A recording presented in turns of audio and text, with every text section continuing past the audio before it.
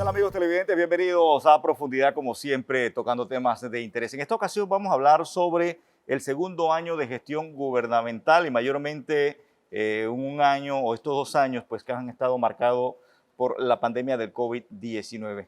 Vamos a iniciar hablando del tema de educación. Ya con nosotros se encuentra la ministra Maruja Gorday de Villalobos. Queremos darle los buenos días. Y también, como siempre, Jorge, ¿qué tal? ¿Cómo has estado? Y sobre todo, ¿no? Dos años de gobierno y como hemos mencionado, marcado por una pandemia mundial, Jorge. Buenos días. Exactamente, Carlos, y la población, algo que quisiera dejar de mensaje es que la población tiene que acudir a vacunarse porque, como tú lo dijiste, son 2 años de gestión donde ha estado marcado la pandemia con parte integral de este gobierno que ha tenido que enfrentar con muchos países el COVID-19. Pero como tú dijiste, tenemos a la ministra de Educación, Maruja Gorday de Villalobos. Ministra, ¿qué significa para Maruja 2 años al frente de un potro que ya era difícil, pero si le agregamos el COVID se hace mucho más difícil todavía? Sí, definitivamente que para Maruja, maestra, es todo un reto. Nadie había pensado que la administración del presidente Cortizo iba a pasar por esta situación, pero lo que hemos hablado siempre es que en medio de las situaciones inesperadas o en medio de las crisis, tengo que ser muy puntual, creo que a nivel de la vida nacional se han visto oportunidades en planes para apoyar a aquellos grupos de pobreza extrema, como lo es el Plan Solidario, y yo te voy a hablar específicamente de las oportunidades en educación. Aunque aún hay retos y desafíos, hemos tenido un aceleramiento a nivel de tecnología, a nivel de desarrollo de materiales educativos por docentes, por curriculistas panameños y obviamente todo lo que impacta el tema de equidad. El proyecto Estudiar sin Hambre, que aún en interrupción de clases, el proyecto generó ese apoyo a los estudiantes, está retomando con la modalidad semipresencial el incremento del FES en las escuelas, que en este momento cuenta con un saldo de más de 58 millones de dólares, esperando una próxima depósito de partida. Entonces, esto nos ha acelerado los tiempos y yo sí tengo que resaltar que los tiempos tecnológicos son estos, son los tiempos específicos y definitivamente toda la gestión del señor presidente de la República, de todo el equipo de trabajo y todo lo que hemos realizado en coordinación con las instituciones del gobierno, las ONG y las fundaciones, incluyendo las academias, nos ha ayudado a tener hoy lo que tenemos en un sistema integrado que realmente está dando resultados desde la parte de vista tecnológica. Señora ministra, sin duda alguna, el año 2020, un año muy marcado cuando arranca la pandemia en nuestro país, llega el 2021 y sigue la pandemia, pero ya se ha creado una estrategia. ¿Qué tan difícil ha sido todo este proceso? Sí, definitivamente, abruptamente en una interrupción de clases por la declaración de la pandemia, tuvimos que recurrir a lo que teníamos y a los apoyos, inclusive a través de esas alianzas para el desarrollo de toda la sociedad, de las ONG, de las universidades. Sin embargo, ya para el año 2021, con una mejor planificación que inicia prácticamente en el mes de agosto del año 2020, nosotros pudimos ajustar y prepararnos siempre pensando, y tengo que decir, lo que íbamos a iniciar en una modalidad semipresencial. Sin embargo, por el segundo repunte nos vimos obligados a dictaminar una modalidad a distancia con tutorías. Sin embargo, esto ha representado mucha riqueza en la generación de materiales.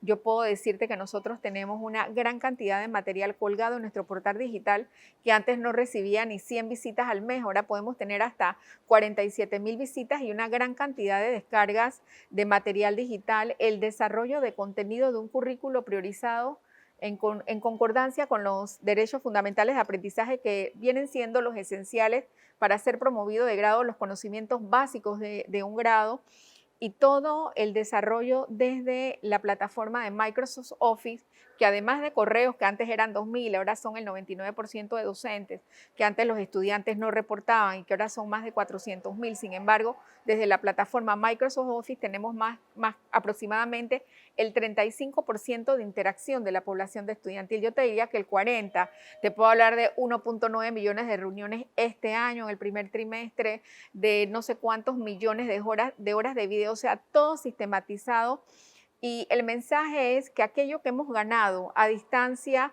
o en semipresencialidad no lo podemos perder al retorno. Yo creo que ahí es donde va a estar el gran desafío en este momento de que todo aquello que nosotros hemos estructurado para dar respuesta a la población, obviamente con retos, con desafíos en las áreas distantes, en las áreas comarcales, en las áreas quizás donde no hay espectro de la conectividad, pero lo que tenemos ahora es que integrar y estamos trabajando en eso, que me gustaría hablarles más adelante de eso.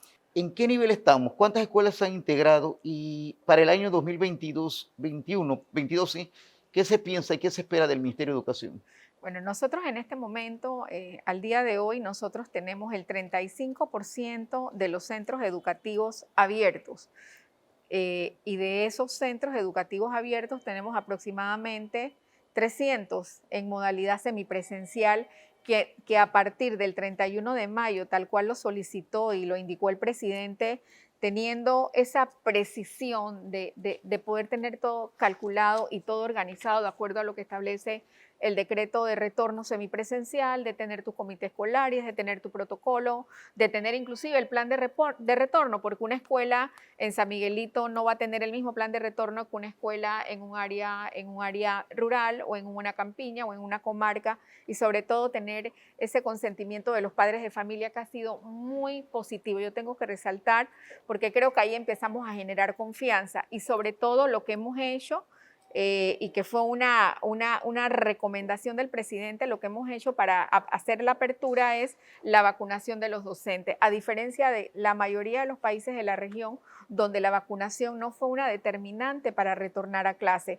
Entonces, todo esto ha generado esa posibilidad de que al día de hoy, a finalizar el mes de junio, nosotros tenemos el 35% de centros educativos ya abiertos, tenemos alrededor de 300 en modalidad semipresencial. Mira, ayer yo visité varias escuelas de Santiago y definitivamente ya las escuelas están en ese proceso, pero es un proceso que tiene que generar confianza y tenemos más de 600 centros educativos, incluyendo centros de la comarca 9 ya en tutorías, o sea, la escuela está abierta, está el personal directivo, el personal docente, entregan material, van niños de acuerdo a las necesidades que requieran, sobre todo los niños pequeños y sobre todo niños que requieren apoyos especiales, niños, estudiantes con discapacidad. Y estamos también enfatizando mucho ahora mismo en el espacio de aprovechamiento para los estudiantes graduandos. Obviamente el año pasado la situación con los graduandos fue especial. Pudimos conectar en plataformas de más de 15 universidades nacionales, oficiales y particulares, casi el 50%, pero otro 50% no. Entonces la idea ahora es buscar esos entornos de práctica laboral con las medidas de bioseguridad y hacer las conexiones con las universidades a través de sus plataformas gratuitas. Y ese también ha sido un plus que nos decía la Junta Directiva del Consejo de Rectores. Vamos a dejar ya articulado el segundo nivel con el tercer nivel, que eso no se ha logrado, y poder establecer esas alianzas y ese flujo continuo al terminar tus estudios de secundaria para luego pasar a los estudios postmedios. Ministra, sin duda alguna la tecnología ha sido el boom de la pandemia, realmente el que ha salvado realmente todo. ¿Qué se puede rescatar si hablamos que a mediados del 2022 podamos salir de esta pandemia? ¿Qué se puede rescatar en materia de tecnología que puede permanecer dentro del sistema educativo? Bueno, uno de los temas que nosotros podemos rescatar y que a través ya de la Comisión de Educación, Cultura y Deporte de la Asamblea hay prohijado un proyecto que apunta a la equidad y la inclusión educativa en una forma integral, que no solo habla de comprar tecnología y entregarla o tener una escuela conectada, sino esa transformación desde el aspecto curricular a una modificación, renovación, innovación de un currículo por competencias de acuerdo a las competencias digitales. Yo creo que ahí estaría realmente nuestro legado y el gran cambio que necesita nuestro currículo. Por el otro lado, ese currículo en concordancia con las habilidades del siglo XXI, ese proyecto de ley que ya está prohijado y que debe estar esperando pues la instalación de la Comisión de Educación para pasar a primer debate, donde Meduca fue parte de esa mesa técnica que se integraron todas las propuestas de proyecto. También habla de la revisión de la formación inicial docente y para eso ya hay 3 propuestas en firme que se pueden integrar e iniciar con ese proceso de la formación del docente panameño, que es lo más importante. Sin embargo, algo que nos falta siempre es un sistema de monitoreo y evaluación de lo que está ocurriendo. Toda política pública, si no tiene un sistema de monitoreo que nos va diciendo es por ahí, es por acá, si no se hace, realmente queda como un programa más y puede venir cualquiera persona y decir esto no tiene validez, esto no tiene información. Entonces creo que eso es uno de los aspectos más importantes en medio de todo. Podemos integrar, tenemos una plataforma multimodal de país, Esther, sostenida en la plataforma Moodle, que ya tiene los 16 bachilleratos, más de 5.000 materias, los videos, las bibliotecas, creadas todas las aulas virtuales para todos los grados, y tenemos una gran interacción reportada sobre todo con los estudiantes de media que tienen acceso a conectividad. Sin embargo, esto todo sería un proyecto integral, porque también hay escuelas que usan otras plataformas y se le ha dado la oportunidad como innovaciones educativas que pueden permanecer. Entonces creo que ha sido de mucho impacto y obviamente si no hubiéramos tenido el COVID, este aceleramiento posiblemente no se hubiera dado. Y creo que esto es lo más importante, haber hecho ese aceleramiento y contar con una gran estructura de plataforma tecnológica y de contenido como país. Ministra, la pregunta sería, en la modalidad semipresencial que tenemos y en la modalidad virtual que tuvimos el año pasado, ¿cómo Maruja Gorday de Villalobos evalúa la educación que han recibido tanto niños como jóvenes en este país? Mira, la educación tú la varías por diferentes indicadores. Nosotros podemos hablar que mejoramos la cobertura entre el año 2019 y el 2020, que la cantidad de estudiantes egresados de los 12º grados fue entre el 83% del año 2019 y prácticamente el 98% del 2020, y yo lo atribuyo a que hubo mucha flexibilidad curricular que le falta al sistema. Yo no hablo de que se regala notas, sino de que se dio mucha flexibilidad. Inclusive hubo estudiantes que pudieron entregar notas en febrero cuando tú tienes en otro momento un cierre abrupto de un sistema. Sin embargo, nosotros sí como país tenemos la obligación y estamos este año ya abocados a hacerlo y hemos iniciado con unos pilotajes de medir la calidad. Este año y a partir de este año y el otro año nosotros nos vamos a abocar algunas pruebas nacionales, internacionales el otro año. Nosotros debemos estar haciendo PISA y la gente dice, pero ¿cómo van a hacer PISA? Tenemos que dejar instalada la cultura de la evaluación.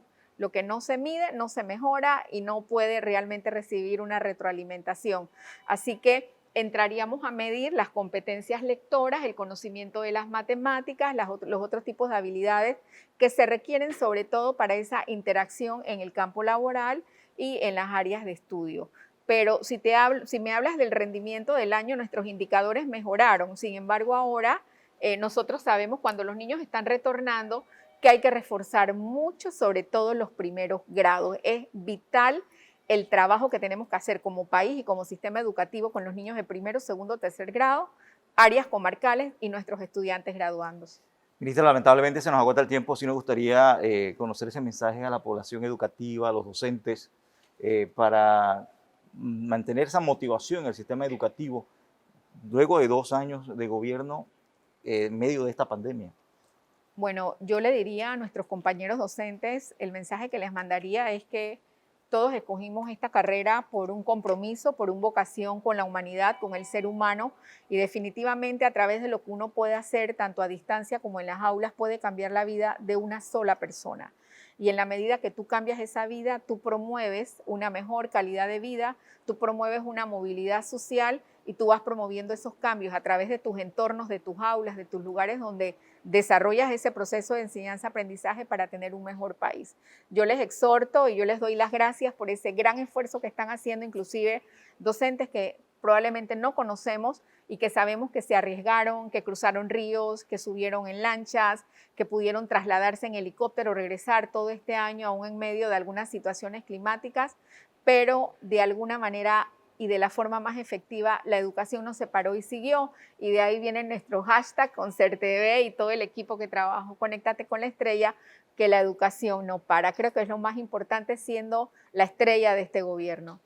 Gracias, ministra, y la educación definitivamente no ha parado, sino que ha seguido, pero a continuación vamos a hablar con el viceministro de Comercio, Omar Montilla. El Ministerio de Comercio ha estado también gravitando durante esta pandemia porque ha estado vigilante de que se cumplan por un lado las normas sanitarias, pero también el desarrollo de las empresas y tratar de reactivar la economía del país. Vamos a continuación a hablar con el viceministro de Comercio, Omar Montilla. Bien, amigos televidentes, y ya se encuentra con nosotros el viceministro de Comercio e Industria, Omar Montilla. Tal como lo hemos mencionado, vamos a hablar de estos 2 años de gestión gubernamental y todo esto en medio de la pandemia. Y una de las funciones principales que ha mantenido el Ministerio de Comercio e Industria durante estos prácticamente 2 años de gestión que ha estado en su mayoría dentro de la pandemia del COVID-19. Bienvenido, gracias por estar con nosotros. Y sobre todo, ¿no?, ese trabajo que desde el inicio de la pandemia ha mantenido el Ministerio de Comercio e Industria. Buenos días. Definitivamente el Ministerio de Comercio e Industria, bajo el liderazgo del ministro Ramón Martínez, y dentro del engranaje gubernamental y el equipo de gobierno liderado por el presidente Cortizo, no ha parado.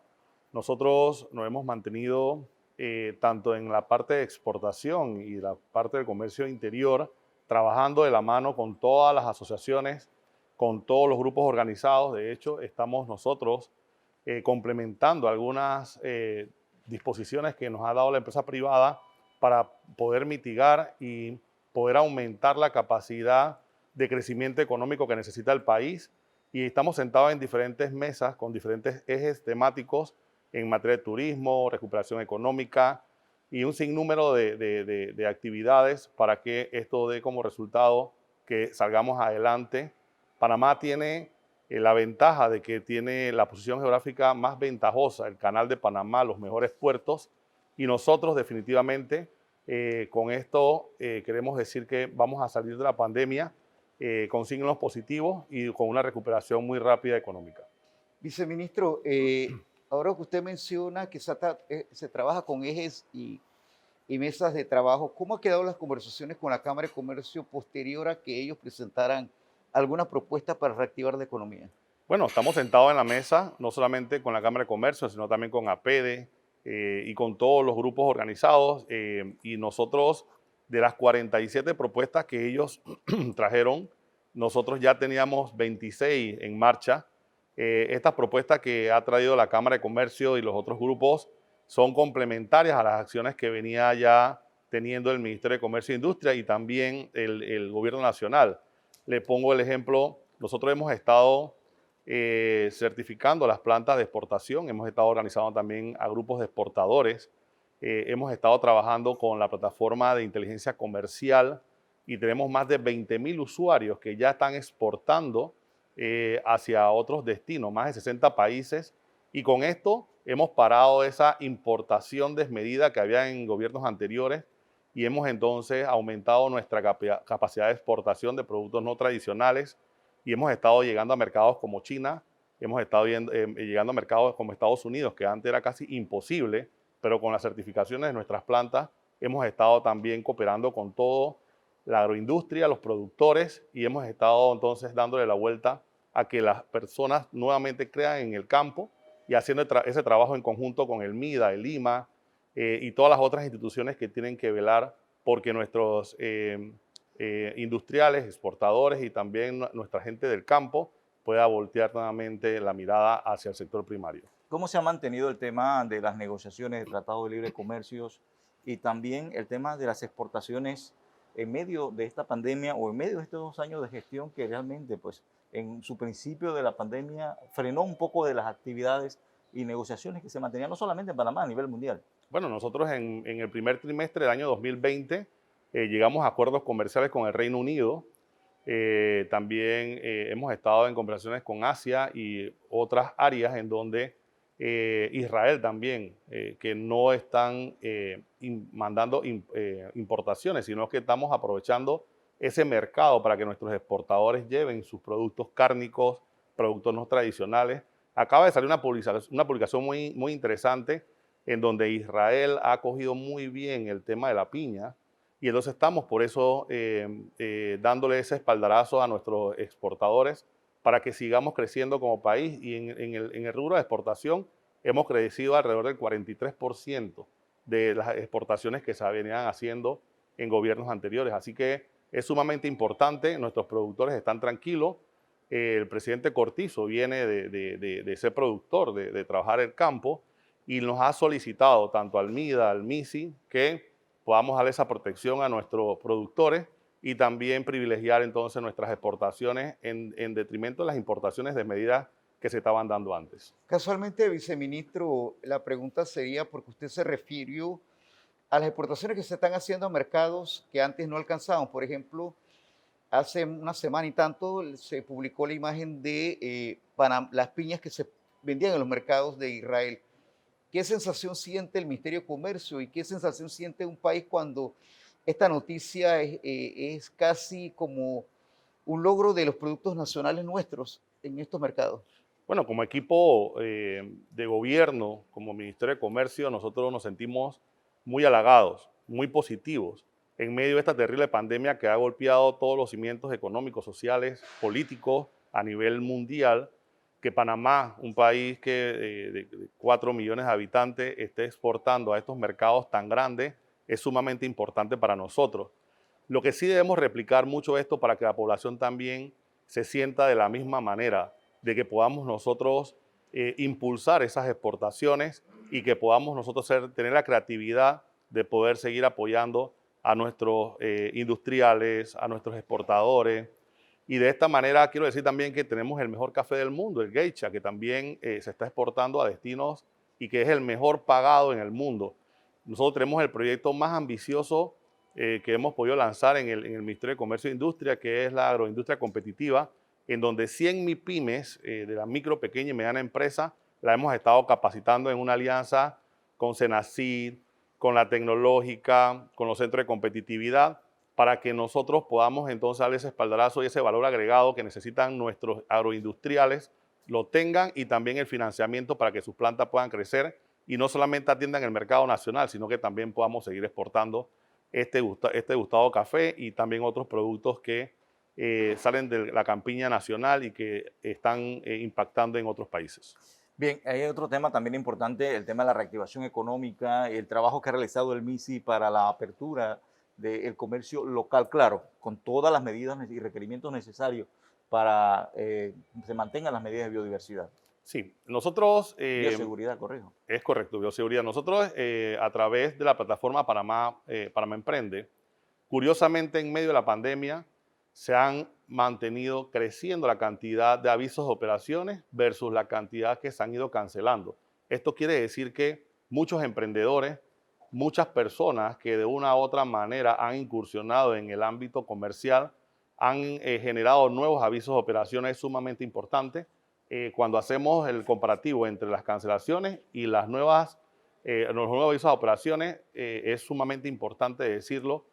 Sin embargo, para que nosotros podamos tener ese hábitat de crecimiento económico, de la capacidad de seguir invitando a que vengan a invertir en Panamá y creer en nuestras diferentes zonas francas, la SEM, debemos también invitar a que todos aquellos comerciantes, llámese restaurantes y actividades que se vienen haciendo en el sector terciario, respeten las medidas de bioseguridad, porque eso va a ser la garantía mientras dure el proceso de vacunación, que es un proceso que está en marcha y que pronto en julio, agosto, septiembre van a llegar muchas vacunas.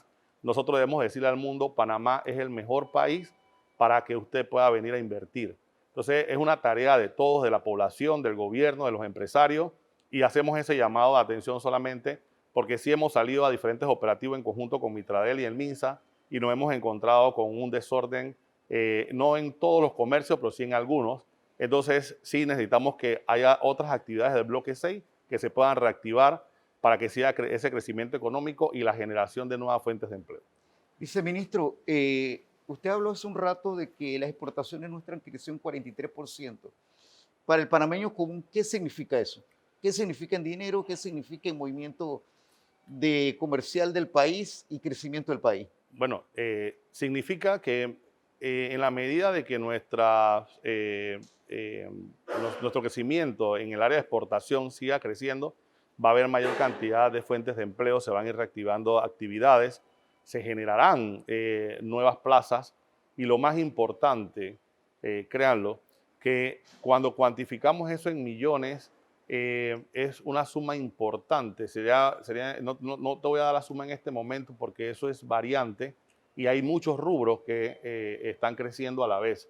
Sin embargo, sí es de suma importancia que nosotros como país entendamos que este crecimiento de las exportaciones va a depender también del comportamiento del virus. El sector primario nunca paró de generar fuentes de empleo y nunca paró de poder mantener la alimentación necesaria y el consumo de muchos productos como arroz, papa, cebolla, cárnicos, que de una u otra manera han mantenido la paz social en este país que tanto lo necesita y que también han apoyado al plan de Panamá Solidario, que es un plan que ha diseñado y estructurado el gobierno nacional para garantizar esa armonía y que el consumo de los panameños en la mesa sea garantizado a través de las bolsas de comida y los vales digitales. Viceministro, rapidito me gustaría que me hablaras un poco sobre el tema de las asociaciones público-privadas, cuándo comienza a impactar al país y las empresas maquiladoras, estas que se aprobaron el EMA, si no me equivoco, y la zona franca en general. Esto es una de las características que se dice donde se apoya parte de la recuperación económica del país. Es correcto. Nosotros se han aprobado 6 nuevas zonas francas durante estos meses, no solamente en la ciudad capital, sino también en Chiriquí y Herrera, con una inversión alrededor de los 50 millones de dólares y que va a generar alrededor de 300 fuentes de empleos nuevas. Esto es sumamente importante. Lo otro es que el anteproyecto de ley EMA que fue planteado en la Asamblea fue aprobado, fue sancionado en zona libre y hemos también trabajado el tema del comercio electrónico con la clave electrónica para que zona libre también tome otro rumbo.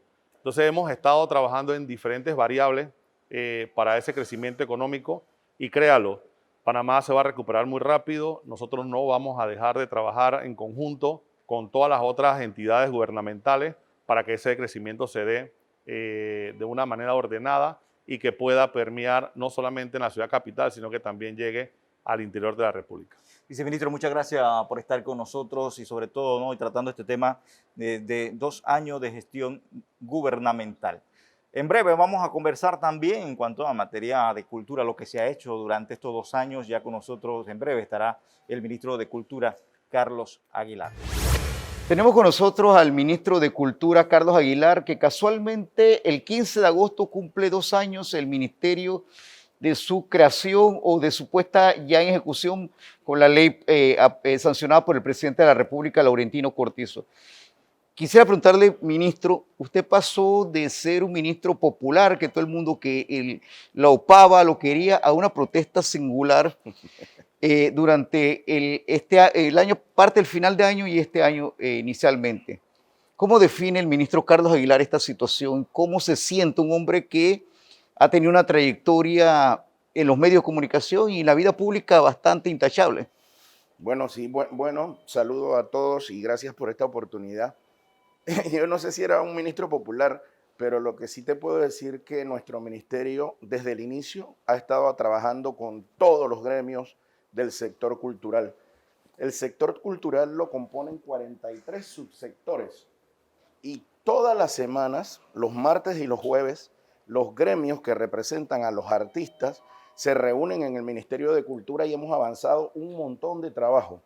Sobre todo, el apoyo que le hemos venido dando desde el Ministerio de Cultura, el Ministerio de Trabajo, la OIT e incluso con el apoyo de la Universidad de Panamá para la redacción de una nueva ley de protección de los artistas.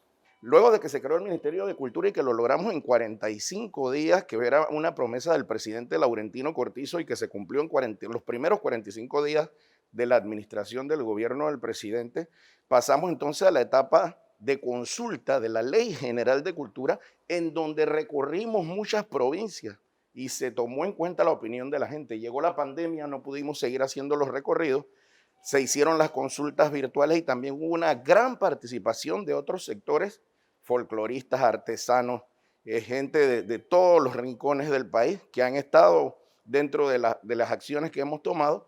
Y el 3 de noviembre del 2020, el año pasado, pues se creó por primera vez la Ley General de Cultura de Panamá, una ley que nunca había existido en este país, que fuera el marco regulatorio, filosófico y la base de sustento jurídico de lo que es la cultura panameña. Y en todo ese trabajo hemos trabajado con miles de artistas y gente del sector cultural. Mira, nosotros tenemos una plataforma que se llama Súmate Ya. Y en esa plataforma están registrados cerca de 18,000 artistas, artesanos, gente del folclore y gente de los 43 subsectores de la cultura que te comento. Y toda esa gente trabaja de la mano con el Ministerio de Cultura. En ese punto, señor ministro, siempre se mantienen las puertas abiertas al diálogo, a la conversación, y mayormente con estos grupos que están manifestados, de que se están reuniendo a hacer sus manifestaciones. Así mismo es. Miren, de hecho, los que participan en las manifestaciones también van a las reuniones los martes y los jueves y participan de la mesa de trabajo, porque las puertas del Ministerio de Cultura están abiertas. Realmente así es. Porque nosotros estamos en el afán de construir una nueva institucionalidad para la cultura. Recuerden, como les dije hace un momento, crear el Ministerio de Cultura legalmente no significa que ya existe un Ministerio de Cultura. Y en estos casi 2 años, como ustedes han bien mencionado, que se cumplen el 15 de agosto de este año, hemos estado trabajando en esa institucionalidad. Lo otro que hay que tener en cuenta, que del 15 de agosto del 2019 que se creó el Ministerio de Cultura, y si te pones a pensar que el final del 2019 fue en transición, es en enero o febrero cuando realmente entra a funcionar ya con el reconocimiento del Ministerio de Cultura. Unos días después empezó la pandemia. O sea, nosotros hemos tenido Ministerio de Cultura 7 meses sin pandemia. Los otros 16 meses que van a transcurrir de aquí al 15 de agosto han sido con pandemia. Y dentro de eso, yo te diría que podemos destacar tantas cosas positivas. Bueno, nosotros trabajamos juntos en noticias, en algunos canales hemos trabajado juntos. Y yo recuerdo cuando era gerente en los canales que yo tenía que rogar para que fueran a hacer una noticia cultural. Un logro del Ministerio de Cultura es que ahora todo lo que sucede en la cultura, bueno o malo, es noticia para los canales de televisión. Eso es un avance. Pero además también podría decirte algo que comentábamos ayer. Con la pandemia, si no hubiera existido el Ministerio de Cultura, cómo los artistas hubieran recibido el apoyo del Vale y del bono, del Vale digital y demás, el plan solidario. Porque la mayoría de los artistas son informales, no estaban registrados en ninguna parte. Pero apenas iniciamos nuestro trabajo del Ministerio de Cultura y creamos la plataforma Súmate Ya, inmediatamente tuvimos un registro de artistas que ha permitido que el gobierno nacional pueda también dirigir apoyos a este sector. Y otra cosa importante es el reconocimiento del presidente Laurentino Cortizo Cohen al sector cultural como un sector económicamente importante, porque es a los que perdieron esos ingresos económicos y que aportan a la economía a los que se les está dando el apoyo. Entonces hay un reconocimiento implícito también de la importancia de la cultura en la economía y el desarrollo del país. Ministro, hay algo que desde que se inició el Ministerio de Cultura que no ocurría cuando el INAC estaba, me hace ruido. ¿Por qué hay gente que considera que el Ministerio de Cultura aglutina a todas las personas que son artistas o todos los que son manifestaciones artísticas? Y hay otro grupo que considera que solamente la cultura se considera lo que antes denominábamos élite cultural. ¿Qué pasa ahí? Mira que casualmente esas visiones de la cultura es lo que a veces a lo mejor traen algunas diferencias. Pero lo que tenemos que entender es que la cultura en la actualidad es mucho más abarcadora de lo que se pensaba el siglo pasado. Ni siquiera decirte el siglo anterior. Hay quienes todavía sienten, como tú bien dices, que solo la cultura culta que llaman es cultura, pero no. Ahora incluso la cultura incluye las industrias creativas y culturales, que es un sector demasiado amplio. Ya te digo, hay 43 subsectores en la cultura y las industrias culturales. La gastronomía, que antes nadie la tomaba en cuenta. Los saberes de la cocina son industrias creativas y culturales. El diseño de videojuegos, el diseño de apps, eso que usamos en nuestros celulares, entra dentro de las industrias culturales. Y ese es el trabajo que venimos haciendo ahora en el Ministerio de Cultura. ¿Cuáles diferencias, por ejemplo, representan eso entre INAC y Ministerio de Cultura? El INAC tenía solo 4 direcciones operativas: Educación Artística, la Dirección de las Artes, Patrimonio y Publicaciones. Ahora nosotros tenemos Dirección de Derechos Culturales y Ciudadanía, Dirección de Economía Creativa, la Dirección de Derechos de Autor, la Dirección de Artesanía, la Dirección de Cine, la Dirección de Folclore, la Dirección de Museos, la Dirección de Patrimonio y otras por ahí. Hay una estructura mucho más grande y aprovecho para decir que no hemos crecido en población, por decirlo de alguna manera, en funcionarios. A pesar de que ahora tenemos un montón de direcciones más, tenemos menos funcionarios que cuando yo llegué el 1 de julio del 2019 al INAC y cumplimos con más funciones. Y en medio de la pandemia, creamos ese proyecto que se llama Mi Cultura en Casa, que todavía existe y en el cual ustedes en CERTV nos apoyan mucho. Todavía estamos poniendo conciertos viernes, sábado y domingo de Mi Cultura en Casa, sin repetirlos, de la cantidad de producciones que tuvimos en conjunto con los artistas panameños que brindaron y ofrecieron su talento para que la población de este país pudiera sobrellevar el encierro que tuvimos al principio con la cuarentena. Ese proyecto que, como me comentaba el otro día una amiga, debería ser un proyecto reconocido por este país a nivel mundial, porque en Centroamérica al inicio reconocieron que nosotros éramos el segundo país de todo Centroamérica y el Caribe que más produjimos eventos culturales para la población en la cuarentena. Y si volvieran a sacar la lista, te aseguro que somos los primeros en toda la región en mayor cantidad de producciones culturales que permitieron que la gente pudiera tener una estabilidad emocional dentro de todo esto y que la siga teniendo, porque los artistas han dado un gran aporte en esto de la pandemia. Señor ministro, también hablando sobre ese punto que usted ha mencionado, una amplia gama de actividades culturales que se han desarrollado en prácticamente estos 2 años de gestión y usted frente al Ministerio de Cultura, pero también está otro punto muy interesante y que prepara para una recuperación económica en materia de turismo, que es la recuperación de patrimonios históricos y mayormente los que están en la provincia de Colón, que todo esto va amarrado dentro del tema cultural, pero también en un momento dado abarca el tema de turismo.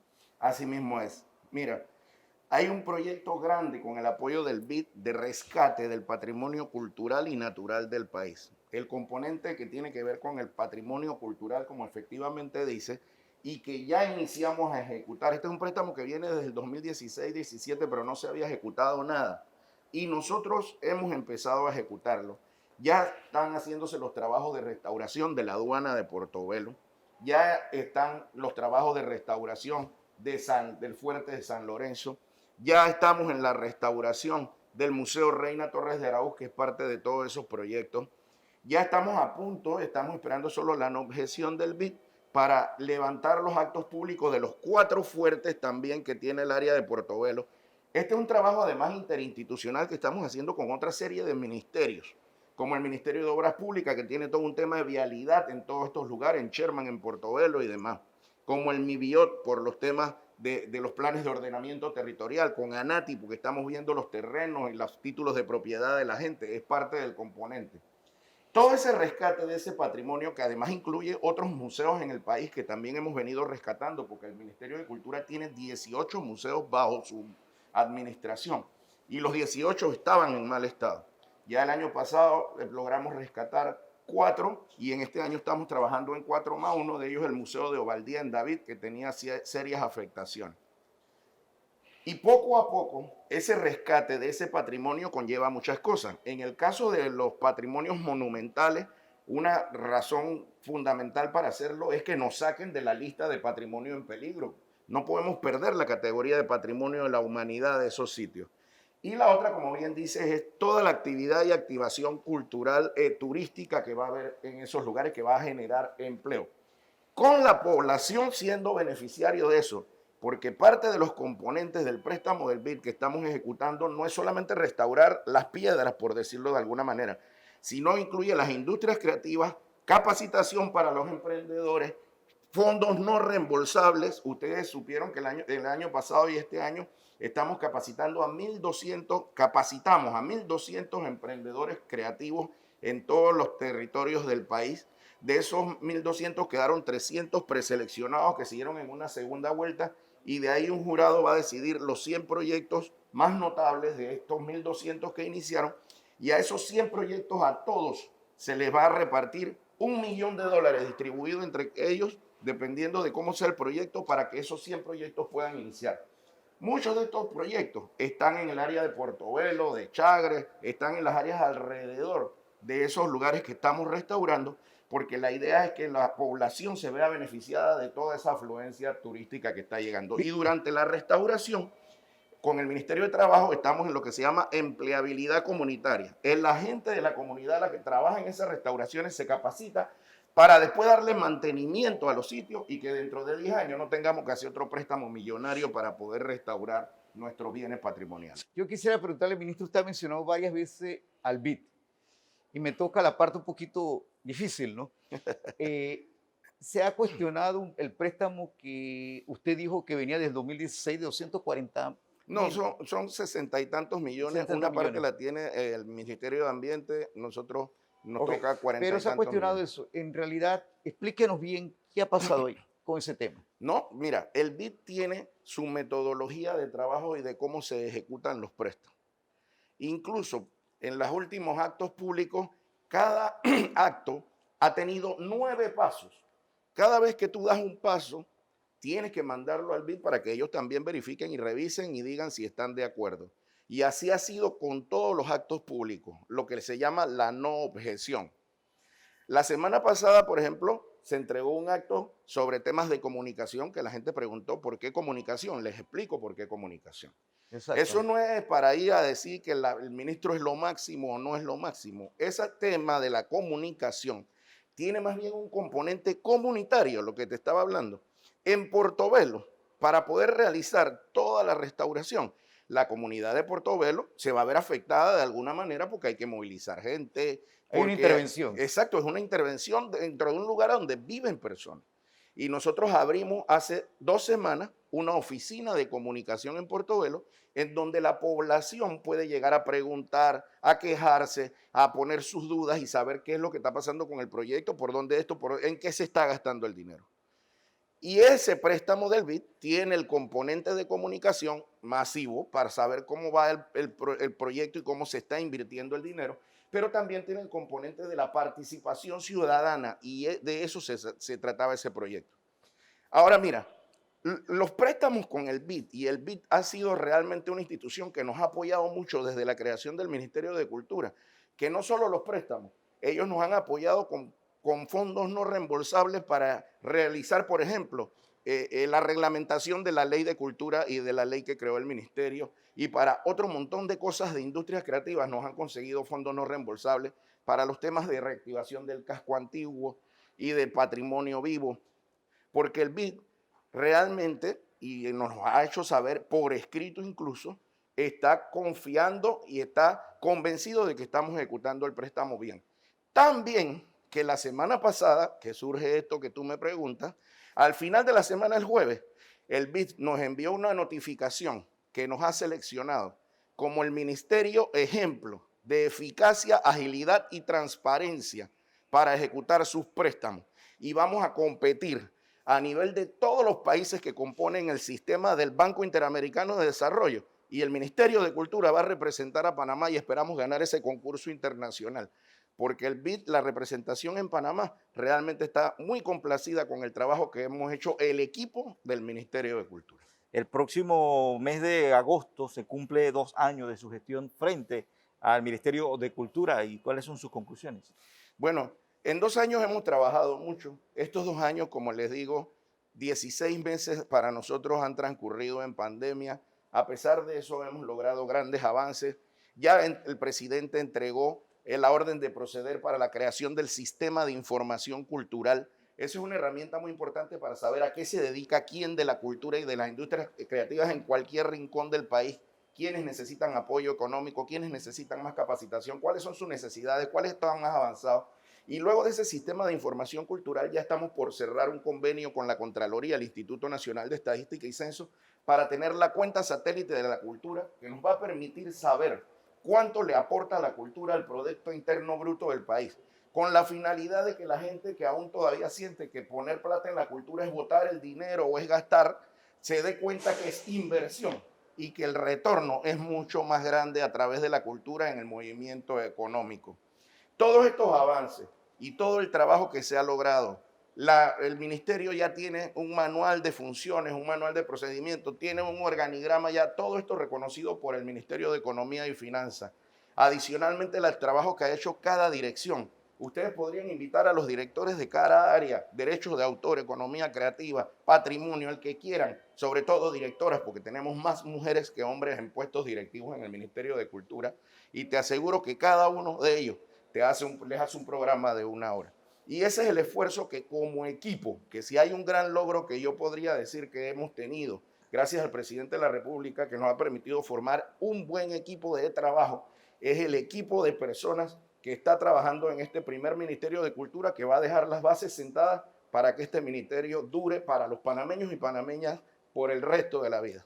Muchas gracias, ministro, por conversar con nosotros y sobre todo no plantear ese trabajo que se ha hecho durante prácticamente en el Ministerio de Cultura, que es el próximo 15 de agosto, que cumple 2 años, en estos 2 años de gestión.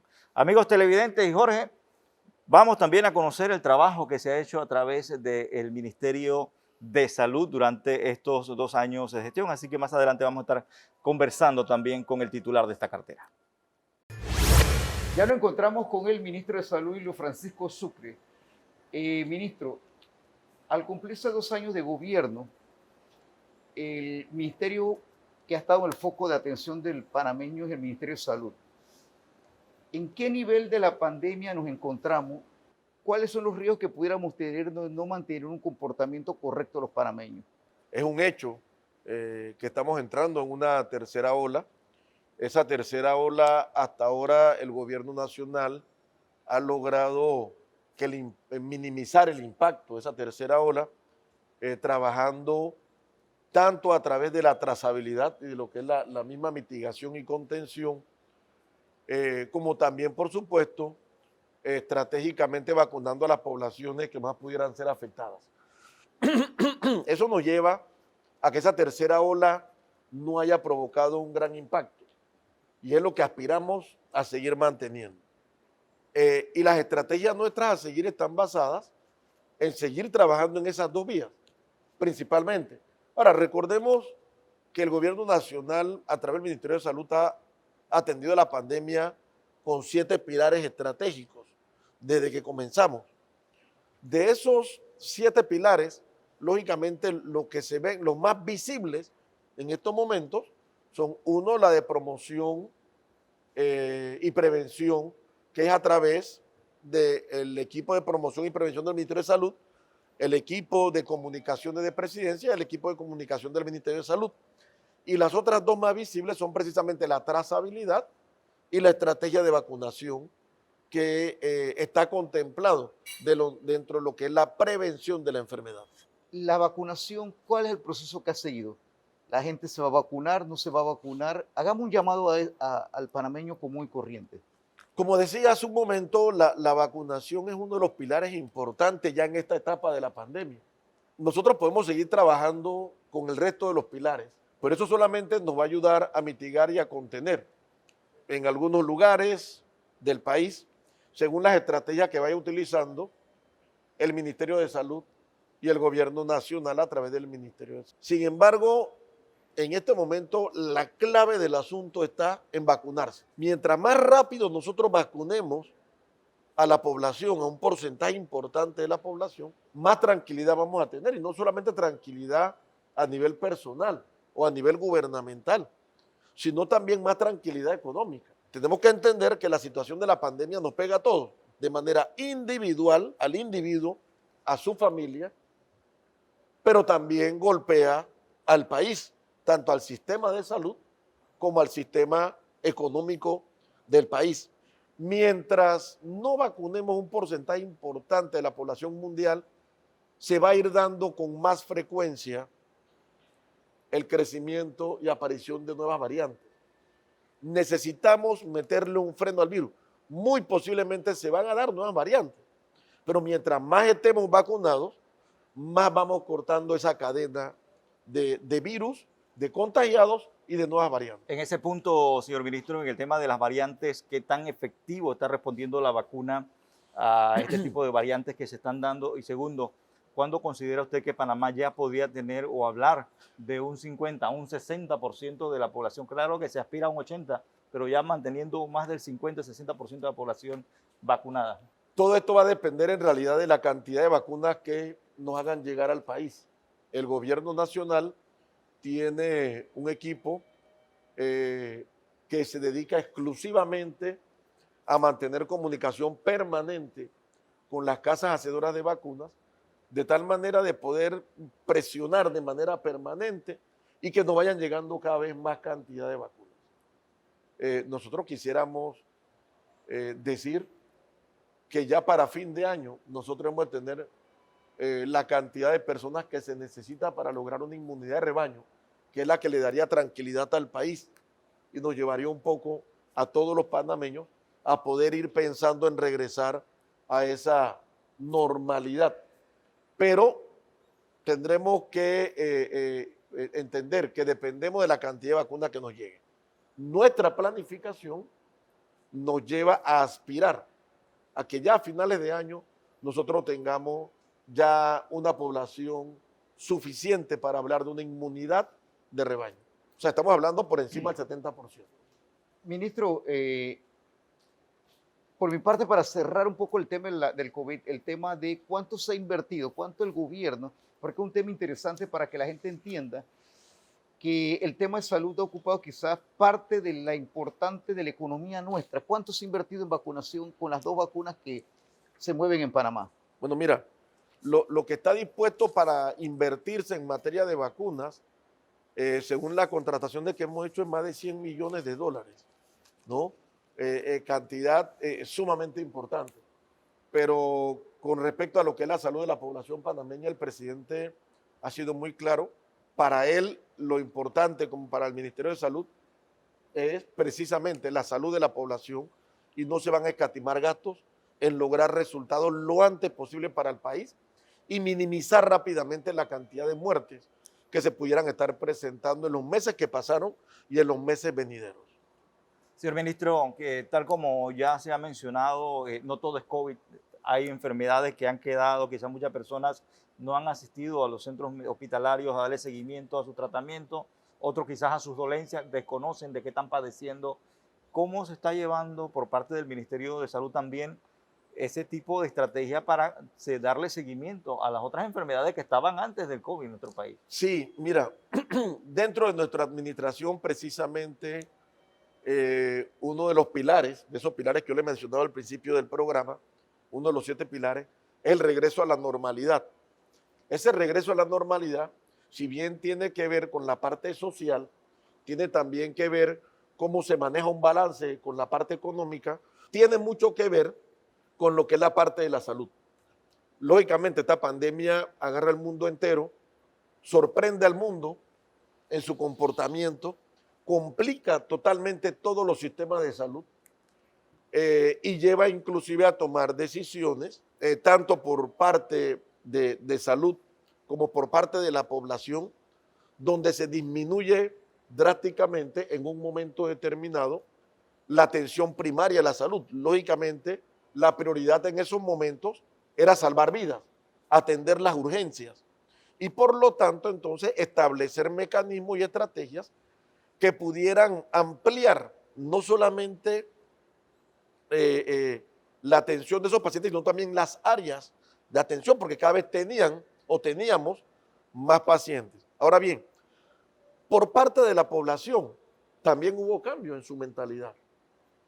Posiblemente por temor, la población dejó de asistir a los centros de salud e instalaciones de la Caja de Seguro Social para hacer sus evaluaciones médicas de rutina, lo cual por supuesto lleva a que aquellos que son diabéticos, hipertensos o sufrían de otras enfermedades crónicas descuidaran un poco su salud por el temor a contagiarse en las instalaciones de salud. Pero por otra parte también está el hecho de que se descuidó mucho la parte diagnóstica y preventiva y que muchos de los pacientes cuando ya los diagnosticábamos eran porque tenían una enfermedad ya avanzada o en una situación de gravedad. Por ejemplo, muchas de las personas crónicas, diabéticas, que por una u otra razón se descuidó su atención mensual, después llegaban a los cuartos de urgencia con una diabetes descompensada o con una hipertensión descompensada, accidentes cerebrovasculares, accidentes isquémicos. Entonces, eso complicó todavía un poco más el sistema de salud porque además de que en las salas y cuidados intensivos teníamos un grave problema con los pacientes enfermos de COVID grave, también las enfermedades crónicas se nos estaban comenzando a agravar. Eso ha ido bajando de a poco. Hemos ido llevando al sistema de salud de a poco y de manera gradual a poder reactivar todos estos sistemas, a lograr confianza en las personas, donde nos hemos manejado mucho en la parte tecnológica, hemos ido innovando, el gobierno nacional ha ido innovando lo que es la salud, siempre guardando el sentido humano de la atención en salud. ¿Qué hacemos para que el panameño entienda que lo que usted mencionó hace un rato, atención primaria, diagnósticos tempranos, pero también limpiar sus casas para que el dengue no llegue? A finales del año pasado, nosotros en una reunión con el equipo del Instituto Oncológico y el equipo de salud que lleva las cifras y maneja todo lo que son las estadísticas en materia de cáncer, hicimos un llamado a la población porque bajaron totalmente los estudios en materia de mamografía. No estaban acudiendo a hacerse sus mamografías regulares y bajó casi a la mitad la demanda. Al igual también que disminuyó mucho lo que eran la solicitud de PSA y las citas para hacerse el examen prostático.